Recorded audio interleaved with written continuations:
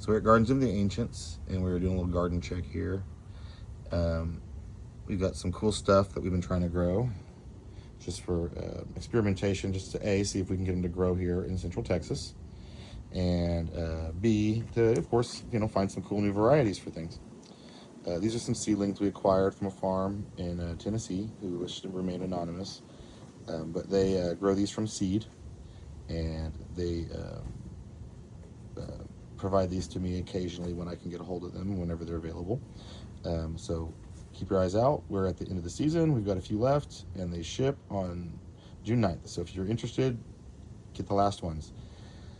I have tried the fruit on the Tillamook, and I've tried the fruit on the red gem. When they first came in, there was fruit on the bushes on this red gem. I got to try them. This Tillamook has not made fruit since, but it's in a pot, so it's not doing as well or as big as the other ones in the ground that I put in over here. I have had fruit off of these.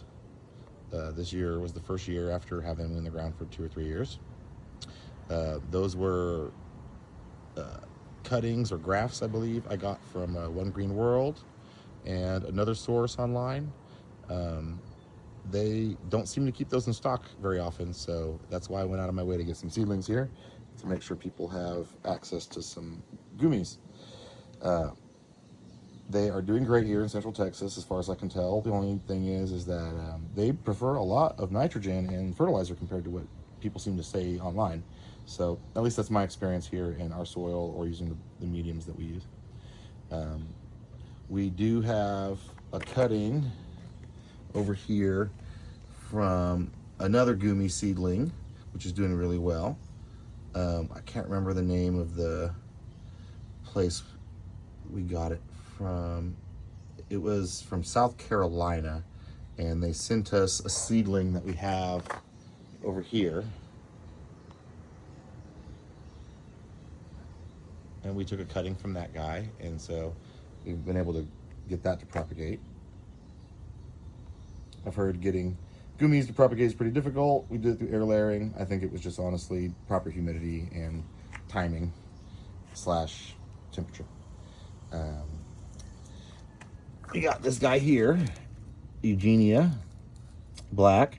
We got that from, I can't remember which website. It was just one of those online websites. It wasn't too expensive. We're just trying to see if we can get some of these varieties to grow here successfully without any problems. I also ordered some jaboticabas from some different online sources that anybody can order them from, just to see if these will grow here. And then as well, we also got some plants from Flying Fox Fruits to get some more unique stuff, anything that he's willing to let go. This was a freebie that was attached to the bottom of another Eugenia. I'm not sure what it was. It's a Patumba or Patanga, Patumba, Tanga, one of those varieties. I'm not sure how to say the names, but that was a freebie. I have it written down inside.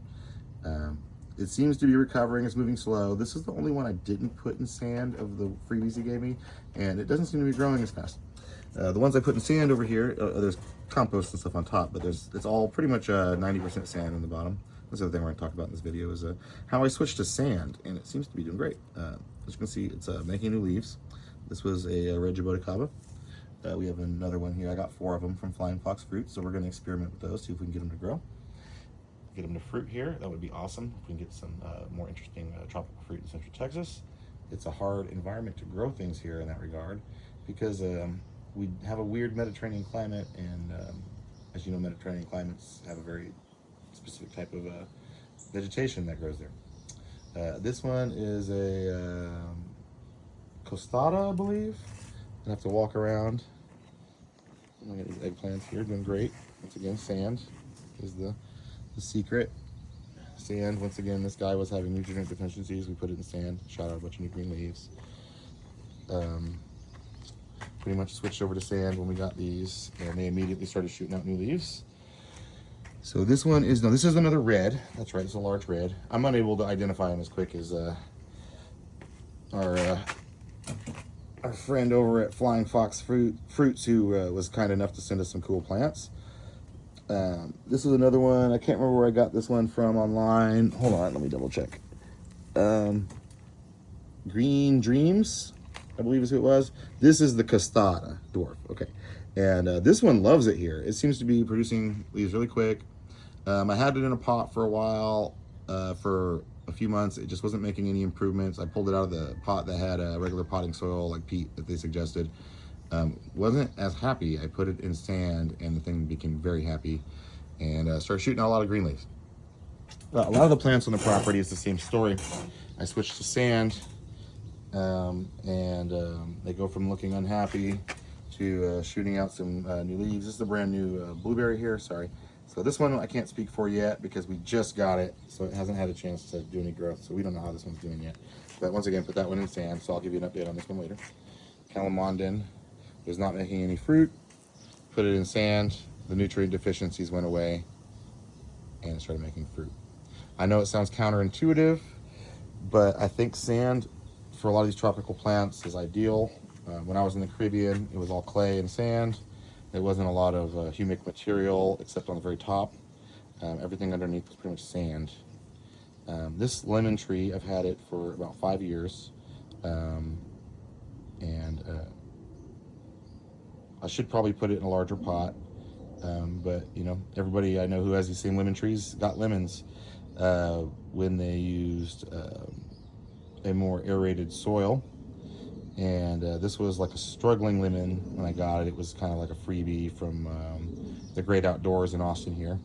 And I've been just growing this one for personal use, and I managed to get it to shoot out some new branches. And finally, like I said, once again, I'm putting it in sand. It got over its root rot and started making me fruit. We have a lemon here growing. First lemon this thing's produced after 5 years. I know these things should have made fruit much sooner, but once again, taking out of the soil that it had and putting it in sand seemed to be the answer. Maybe in other parts of the country, everything that they sell you as in the bags at the stores work great, but it just seems here, you just need to water your plants more, and sand seems to be the answer. This one too was a tea plant. On top there's some peat and some compost, but underneath it's all sand. This guy died. I repotted in sand, shot up a seedling. Seems to be that's the common thread I'm discovering here. Same with the figs. I got this from a friend. Grew this fig for 5 years now. Nothing. Put it in sand. Fruit. Same thing with this one I got from the Great Outdoors about 7 years ago. Never made any fruit. Put it in sand. Started fruiting. These camellias. Struggling when I got them in the regular potting soil in the Texas heat. Put them in sand and compost and peat moss. Seems to be doing great. Don't have to do any corrections. We got a wax bamboo here. As soon as I got this thing, I put it in sand, so we never saw it really doing bad, but you can see it's producing new leaves and it's liking the Texas heat here. We'll see how it does through the winter. This pawpaw, when we got it out of the box, it was dying, as well as the other one was pretty much dead. That one over there, this little guy. And as soon as I put them in sand, they stopped dying. They came back to life. Same with these guys that I got from Flying Fox Fruits. I don't know if they were doing any better or worse, but put them in sand, topped them with compost. Doing great. Made new leaves. Those are leaves on top are actually new leaves since I've received his order this spring. These red jaboticabas, his from Flying Fox Fruits that I've got have not started to make new leaves yet, but the ones I got online have.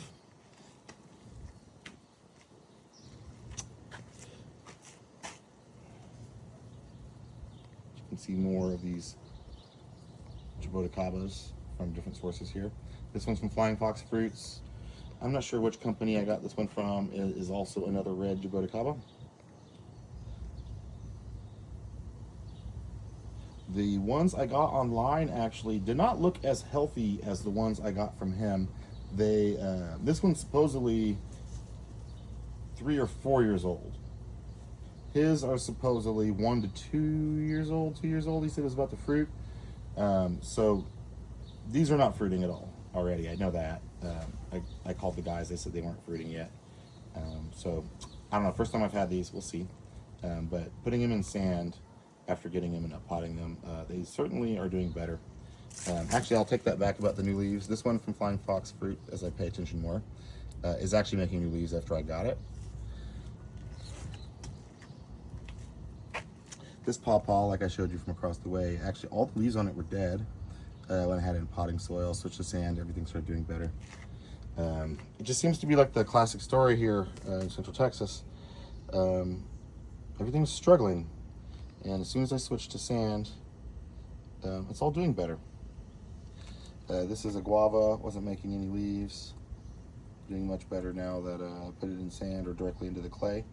I just stopped playing with traditional potting mix. I have compost mixed with some perlite on top, as you can see there, with a little bit of peat moss for acidity. But outside of that, underneath that top inch, there's nothing but sand down there. So time and time again, that just seems to be the common thread on the property. I switch everything over to sand, and we get new growth and fruit. It's all sand. The sand doesn't dry out too quickly. It stays very moist.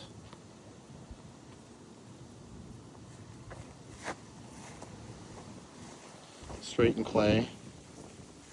So my argument is that the modern potting soil concept that everyone's trying to tell you is kind of nonsense. This isn't just straight sand. I just planted these a week ago. These are potatoes, 1 week ago. These tomatoes, sand, straight in the sand. These are all straight in the sand, on top of clay. There's no compost, there's no mulch. Straight in the sand and the clay. Sand, clay. These watermelons over here are grown in 100% sand with nothing but fertilizer.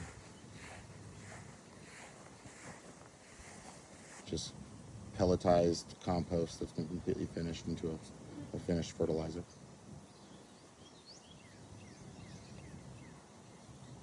There's one watermelon plant on either side here, on the very end, and it's filling up this entire bed.